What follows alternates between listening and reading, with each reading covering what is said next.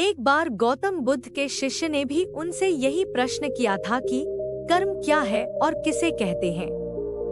तब बुद्ध ने शिष्य को कर्म के बारे में बताते हुए यह कहानी सुनाई थी।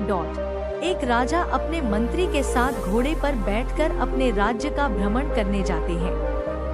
राज्य भ्रमण के दौरान राजा की नजर एक दुकानदार पर पड़ती है और वह दुकान के पास रुक जाते हैं और दुकानदार को देख मंत्री से कहते हैं कि क्यों मुझे ऐसा लग रहा है कि इस दुकानदार को मैं कल ही फांसी की सजा सुना दूं। पता नहीं क्यों इसे देख मुझे इसे मृत्युदंड देने की इच्छा हो रही है। इतना कहते ही राजा वहां से अकेला ही चले जाते हैं और मंत्री उनसे इसका कारण भी नहीं पूछ पाते। अगले दिन मंत्री अपना भेष बदलकर दुकानदार के पास साधारण मनुष्य की तरह जाते हैं। वह दुकानदार चंदन की लकड़ियां बेचता था।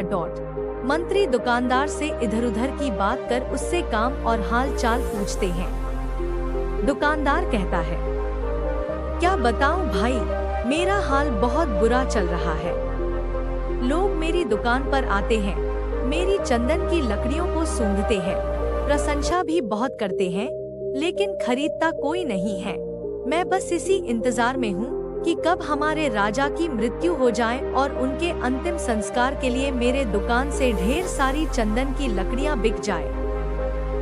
दुकानदार से इतना सुनते ही मंत्री को सारी बातें समझ में आने लगी। वह समझ गए कि आखिर क्यों राजा के मन में इस दुकानदार के प्रति नकारात्मक विचार थे।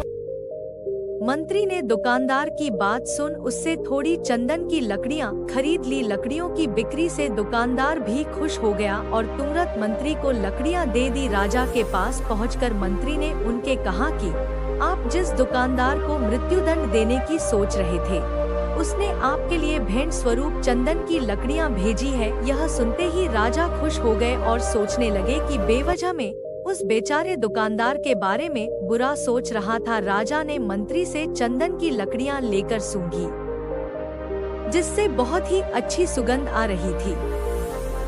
राजा दुकानदार की लकड़ियों से खुश होकर उसके लिए कुछ सोने के सिक्के भिजवाता है। अगले दिन मंत्री दुकानदार के पास जाकर कहते हैं कि ये सिक्के तुम्हें राजा ने भेंट स्वरूप दिए हैं। दुकानदार सोने के सिक्के पाकर खुश हो जाता है और मन में सोचता है कि मैं कितना गलत था जो राजा की मृत्यु के बारे में सोचता था। वह तो कितने दयालु हैं। गौतम बुद्ध कहानी को समाप्त करते हुए शिष्य से कहते हैं, हमारे काम, भावनाएं और विचार ही हमारे कर्म हैं। अगर आपको हमारा ये वीडियो पसंद आया होगा तो हमारे चैनल को लाइक और सब्सक्राइब जरूर कर देना।